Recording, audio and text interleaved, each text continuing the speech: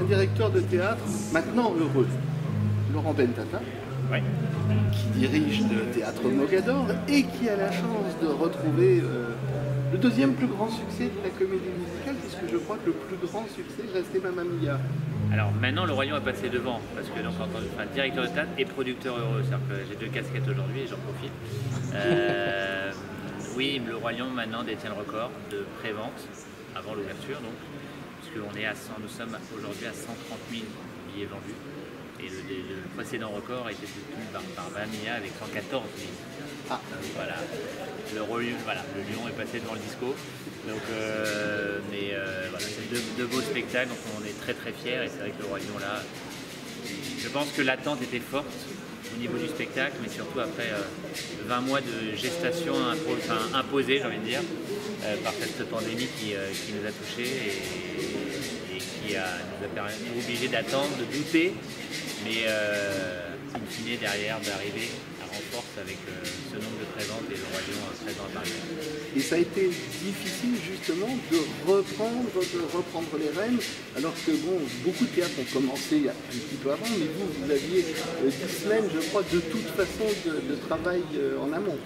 Alors la grande problématique, la difficulté qu'on a eue pendant cette période, c'était l'incertitude. L'incertitude de savoir est-ce qu'on pouvait reprendre, pas reprendre, et surtout quelle date on devait fixer pour cette reprise. C'est là où c'était compliqué. Après, on a décidé volontairement d'attendre un peu, de laisser le mois de septembre arriver et de lancer un peu plus tard pour un peu analyser la situation et pouvoir peut-être laisser les choses rentrer dans la normale, dans la normalité, si je devais exprimer ainsi, pour arriver sur mi-novembre, qui est la date qu'on s'est fixée pour cette ouverture.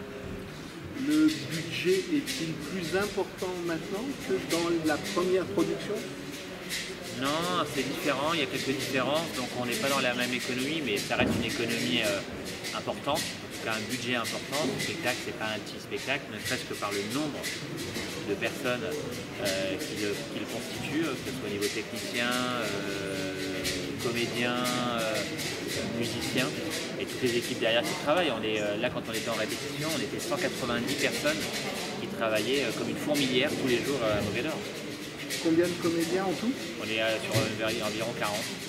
40 sur scène tous les soirs, Ouais. avec les... Et 11 musiciens.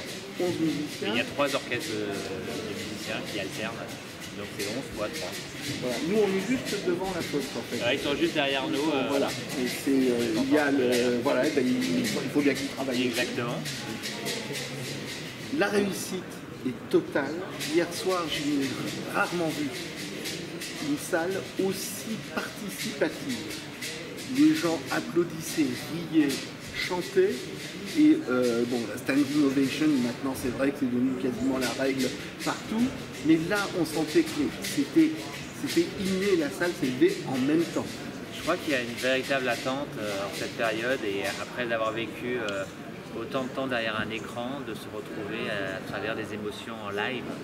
Et la force de ce spectacle, c'est déjà l'émotion qu'il procure, mais aussi le fait qu'il réunit toute la famille. Et je pense que les gens aujourd'hui ont envie de se retrouver, toutes générations confondues ensemble, de pouvoir sortir en famille et ne pas vivre comme malheureusement on le vit actuellement, chacun dans sa chambre, chacun dans son lieu de travail, derrière son écran, d'une manière individuelle. Donc c'est un plaisir collectif, le Roi Lion.